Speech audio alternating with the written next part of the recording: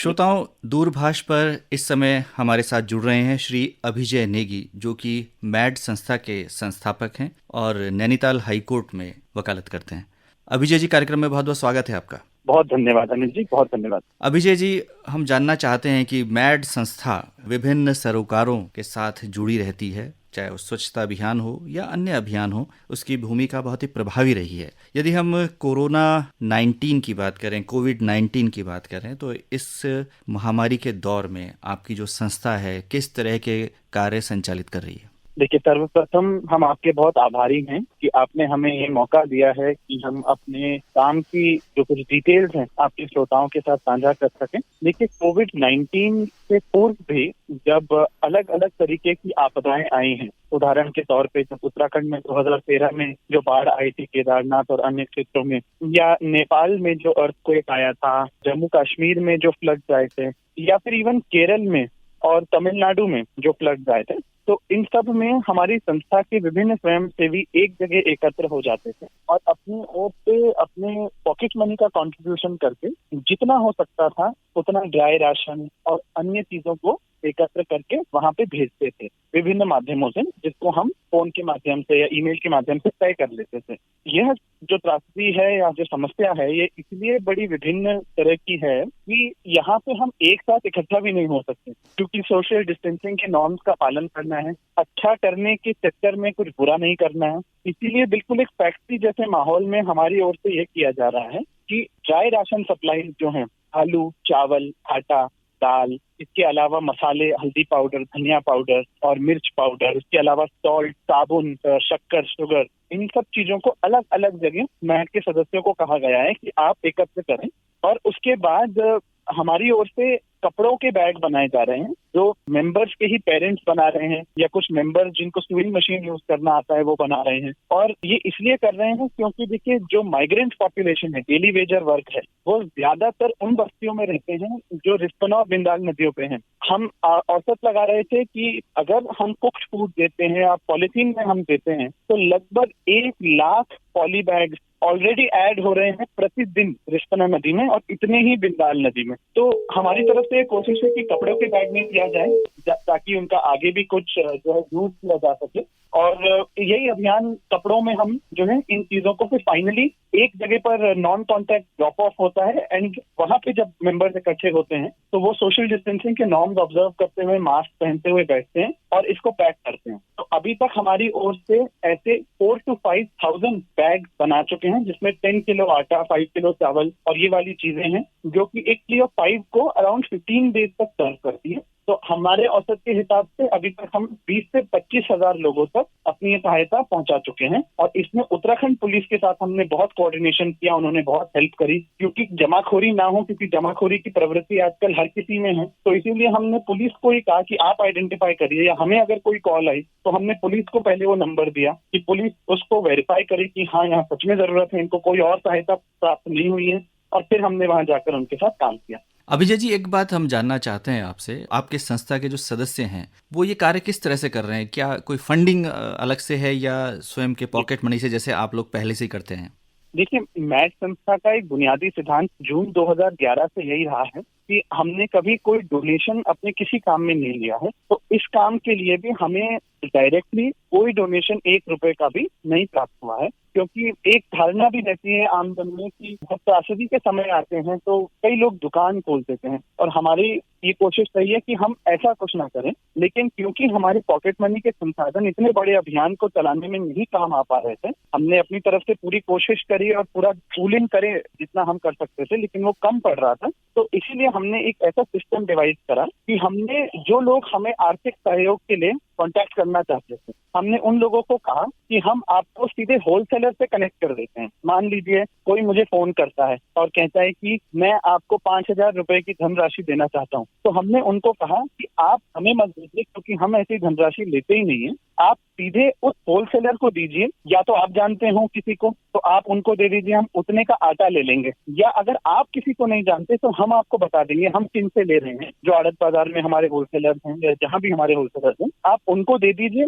हम सीधे उनसे इतना अमाउंट ऑफ आटा या चावल या दाल या साबुन वहीं से ले लेंगे। तो जो डोनर था उसकी भी रिक्वायरमेंट हो गई कि सीधे जो है कमोडिटी पहुंच गई, और हमारी भी रिक्वायरमेंट हो गई कि हमने किसी से कोई डोनेशन डायरेक्टली नहीं लिया। और इसी से सोचेंगे आप अनिल जी कि ऐसी संस्था की ओर से भी 10 से 15 लाख रुपए का सामान हमने वितरण कर दिया, और इसी तरीके से हमने इस पूरे अभियान को 20 से 25 हजार लोगों तक पहुंचाया। होलसेलर्स में भी बहुत क्रेडिबिलिटी बढ़ी, उन्होंने हमें बहुत डिस्काउंटेड प्राइस में, बिल्कुल थ्रो अवे प्राइसेस में आलू और आटा दाल चावल दिया। और जो डोनर्स थे वो भी बहुत शॉक्ड और सरप्राइज थे कि एक और संस्थाएं अपने बैंक अकाउंट नंबर खोल के बैठी हैं कि भाई यहाँ पे पैसे भेजें, और हमारी ओर से ऐसा कुछ नहीं किया गया। बहुत बड़ी बात है और संस्था के सभी सदस्य बधाई के पात्र हैं और आपका जो कुशल नेतृत्व है उसकी भी हम सराहना करते हैं। अभिजय जी, आप कुछ सदस्यों के नाम लेना चाहेंगे जो बहुत एक्टिव हैं इस अभियान में?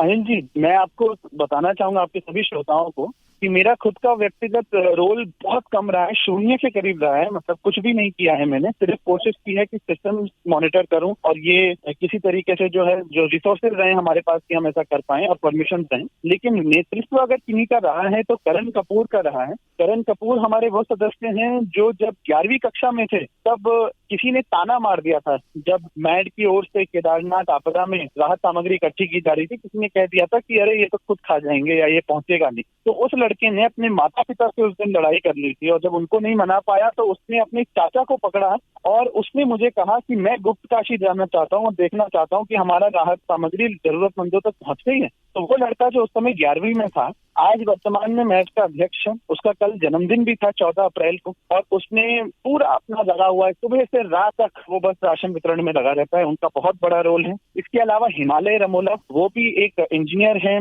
और एनवायरमेंटलिस्ट हैं, 27 वर्ष के ही हैं और पूरी तरह लगे हुए हैं। रजत सिंघल जी भी पूरी तरह लगे हुए हैं, होलसेलर्स से कोऑर्डिनेट करते रहते हैं। फिर राहुल गुरु हमारा एक ऐसा वॉलंटियर है जो सुबह से शाम अपने हाथ, आपको पता है अनिल जी, जब हम नमक की पैकेजिंग करते हैं ना, सबसे पीड़ादायक वो होता है, क्योंकि अगर आपके हाथ में हल्का भी कोई, चाहे आपने ग्लव भी पहना हो ना, हल्का सा भी कोई कट है, नमक वो इतना मतलब बिल्कुल वो उसको बहुत पीड़ा देता है जब हम उसको पैक कर रहे होते हैं। तो उसके पूरे हाथ जलते रहते हैं, वो नमक पैक करता रहता है। ऐसी अक्षिता धवन है, और दारिश नाम का भी एक हमारा बहुत अच्छा वॉलंटियर है, वो पूरा इस में लगा हुआ है। आरची नाम की एक सदस्य है जो अपनी मम्मी के साथ क्लॉथ बैग मेकिंग में लगी है। श्रेया अपनी मम्मी के साथ क्लॉथ बैग मेकिंग में लगी है। शरद महेश्वरी है, वो अपनी मम्मी और पापा के साथ क्लॉथ बैग मेकिंग पे लगा हुआ है। फिर कई सारे अन्य सदस्य हैं। मुझे अच्छा ये लगा कि देखिए, जब मैच की शुरुआत हुई थी जून 2011 में, तब सब लोग टीनेजर्स थे, तो पॉकेट मनी रियलिटी में पॉकेट मनी होती थी, किसी के पास कोई बहुत ज्यादा साधन तो थे नहीं उस समय। लेकिन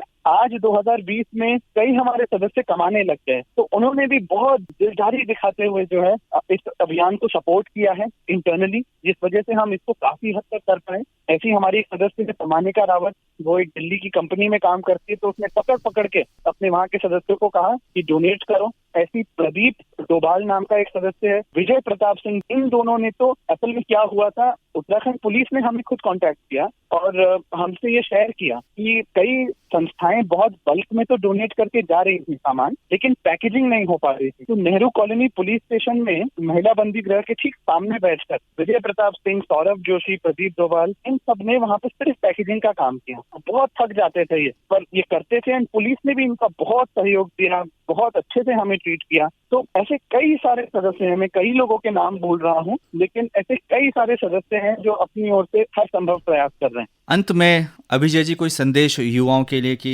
सोशल डिस्टेंसिंग, क्योंकि अब समय बढ़ गया है, लॉकडाउन की जो अवधि है 3 मई तक है और इसको बहुत सख्ती से इसका अनुपालन किया जाना चाहिए, और युवाओं की क्या भूमिका है, उनके लिए कोई मैसेज आप देना चाहते हैं? देखिए, युवाओं की ये भूमिका का मैसेज मैं देना चाहता हूँ कि देखिए, हमें उम्मीद करते हैं अगर ईश्वर हमारे साथ सही रहे तो हमारे सामने एक जिंदगी पड़ी है, ये समाज हमारा ही होने वाला है और अपने लिए तो सब जीते हैं। आप एक बार ये भी देखिए, जब आप वो ठहाके मार रहे हैं अपने ड्राइंग रूम में, तो बाहर कोई अगले मील के लिए तरस रहा है, तड़प रहा है। मैं आपसे बताना चाहूंगा एक छोटा सा इंसिडेंट कि हम लोग जब राशन पानी इकट्ठा कर रहे थे तो हमें एकदम से आटा की शॉर्टेज हुई, बहुत भयंकर शॉर्टेज हुई। तो हमने एक बहुत ज्यादा मैसेज निकाला कि आटा हमें कम पड़ रहा है, आटा हमें चाहिए। तो आप विश्वास करेंगे, एक बस्ती में हमारा डिस्ट्रीब्यूशन हुआ था, मैं नाम नहीं लूंगा उस बस्ती का, और उसी बस्ती में जब ये मैसेज पहुंचा कि इनको आटा कम हो गया, जो 10 किलो आटा उन बस्तियों में मिला था, उन 10 किलो में से एक एक परिवार 1-1 किलो 2-2 किलो आटा लेकर आया कि ये लीजिए हम आपको 20 किलो आटा देते हैं। देखिए एक बात समझिए, ये आपदा इसलिए बहुत ही अजीब सी है और मुश्किल है समझने के लिए कि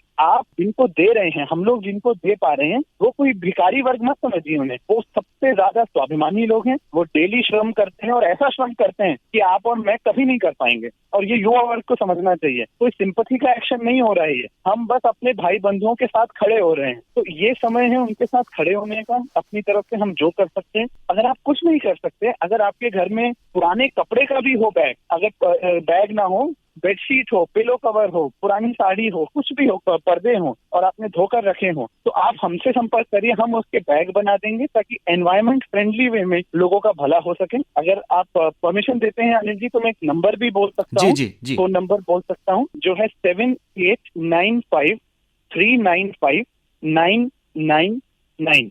जी, रिपीट कर दीजिए। 7895395999। ये मिस्टर करण कपूर का ही नंबर है, आप इनसे संपर्क कर सकते हैं।